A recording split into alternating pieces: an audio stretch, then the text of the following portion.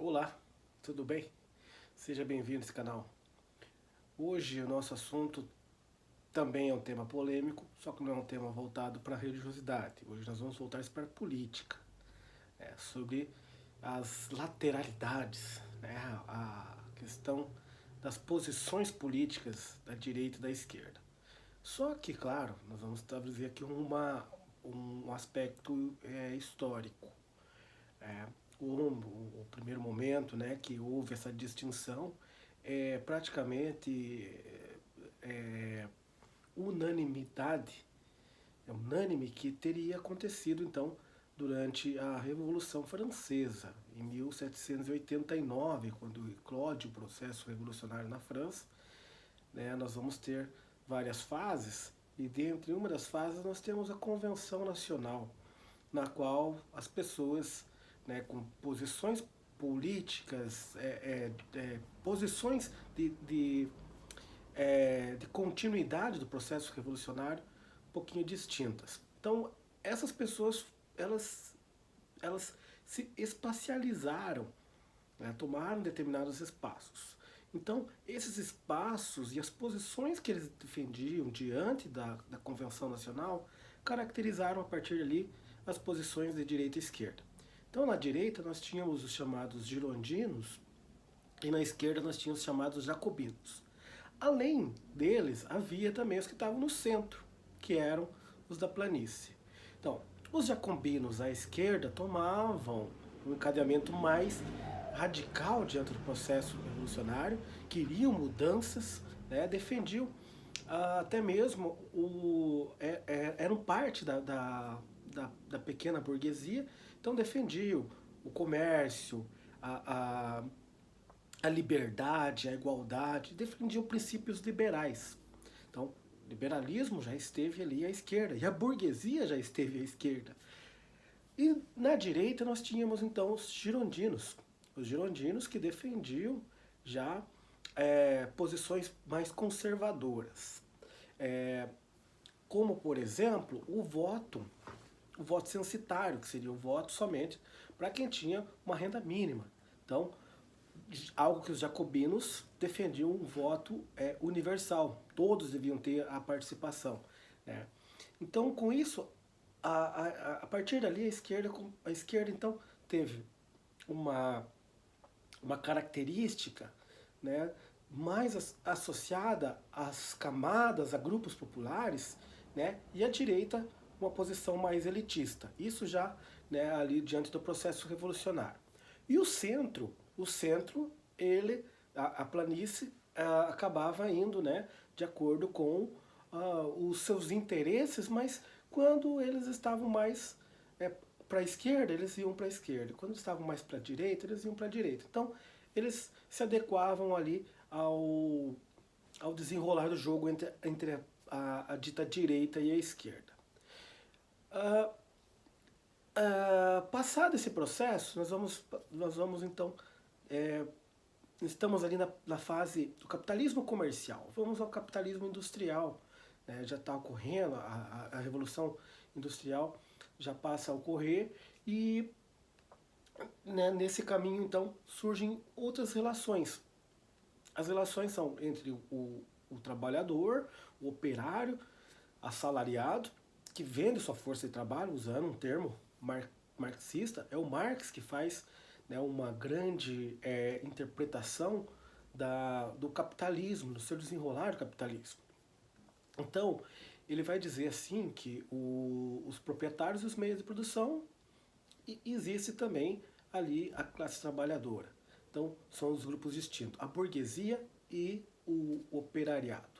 Aí vai então haver uma mudança, se a gente pensar nesse sentido, nesse foco, né, do alinhamento entre direita e esquerda. O Marx vai escrever, né, em meados do século XIX, e ali vai surgir então o chamado socialismo científico. O socialismo científico era uma maneira de ele mostrar quais seriam os passos para se conduzir a uma sociedade socialista e depois comunista. Então o comunismo, né, não deixa de ser o socialismo é uma fase que existe antes do comunismo. E se a gente pensar, nenhum país no mundo, apesar de se falar, né, Partido Comunista, Partido PCC, Partido Comunista Chinês, dentre outros, da própria União Soviética, mas todo comunista ele tem que obrigatoriamente ser socialista porque é uma fase, é uma transição. Então o que o Marx dizia? Que os trabalhadores deviam se unir, ter consciência de classe, que pertencia a uma classe, que se distinguiam daquela classe que os dominava. E a partir dali, então, empreendeu uma revolução. Nessa revolução, haveria uma inversão. Então, o dominado passaria a ser o dominante. Então, a classe trabalhadora tomaria conta dos meios de produção que pertencia à burguesia e, a partir dali, então, se instalaria o socialismo com a ditadura do proletariado, né?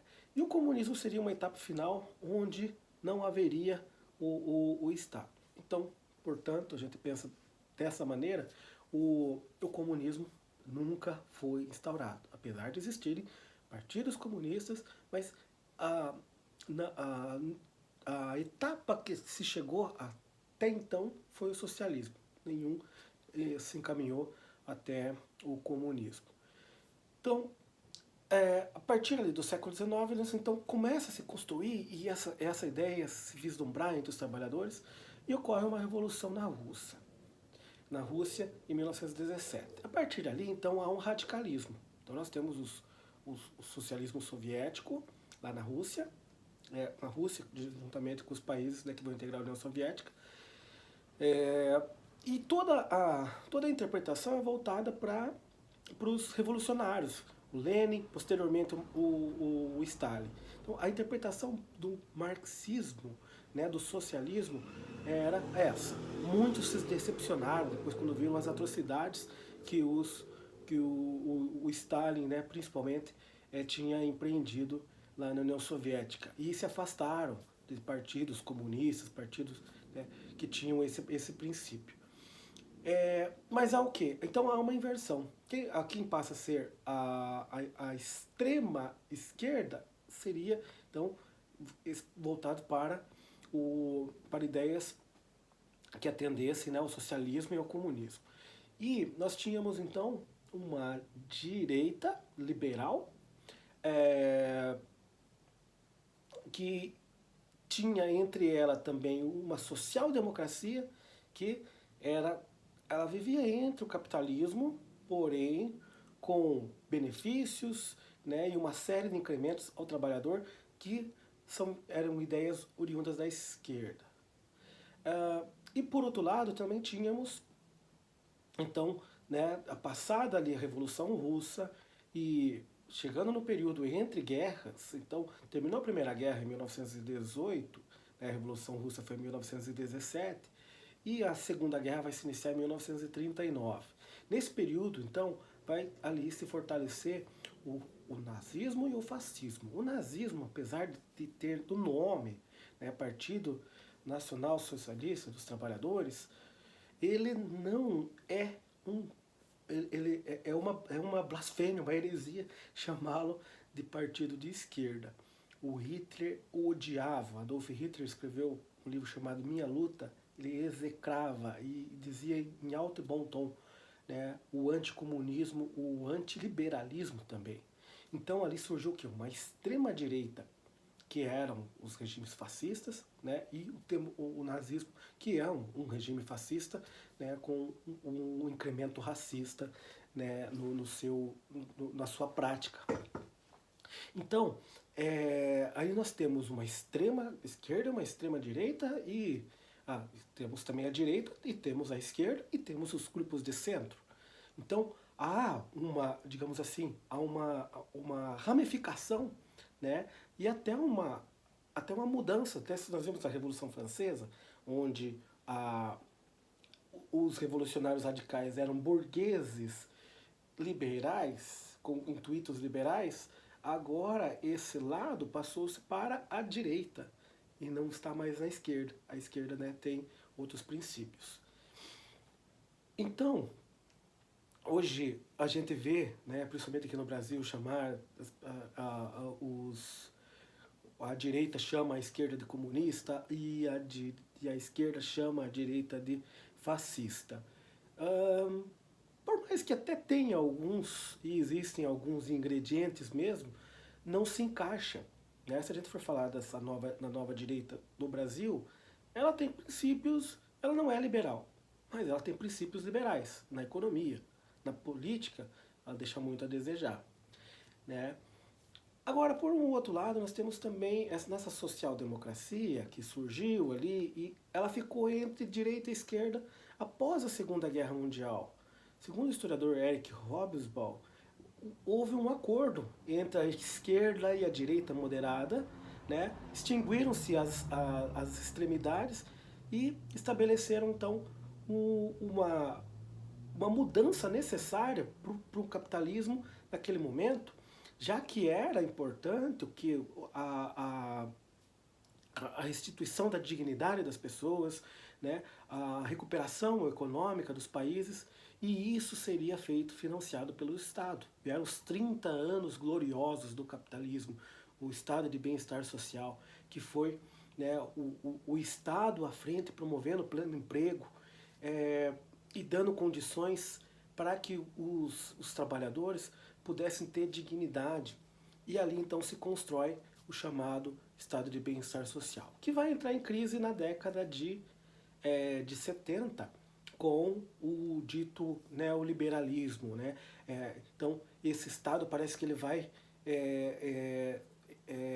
se, se enfraquecendo, se esvaindo em termos econômicos e vai buscar um refúgio na questão, né, liberal com uma nova roupagem. Então as estatais, né, que foram é, é, empreendidas nesse período, né, o financiamento que o Estado fez, agora é hora de deixar de fazer, esse modelo ruiu e então partir para um outro rumo. Isso acontece na década de 70, né, principalmente com o Ronald Reagan nos Estados Unidos e com a Margaret Thatcher na Inglaterra, e depois aqui no Brasil também, né, e outros países acabaram adotando essas medidas.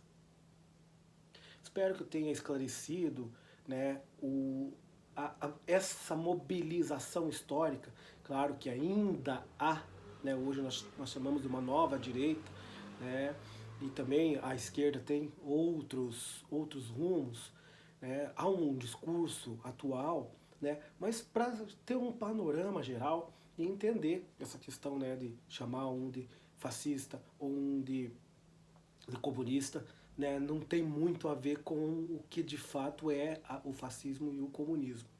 Tem alguns poucos princípios ali, né, mas tá de fora. É, é, é um discurso que entra no jogo político, né? São termos que para um ou para outro soam de forma pejorativa, mas que na realidade não condiz às suas práticas efetivas, na totalidade, né? Em alguns momentos, em algumas, né, situações, aí sim.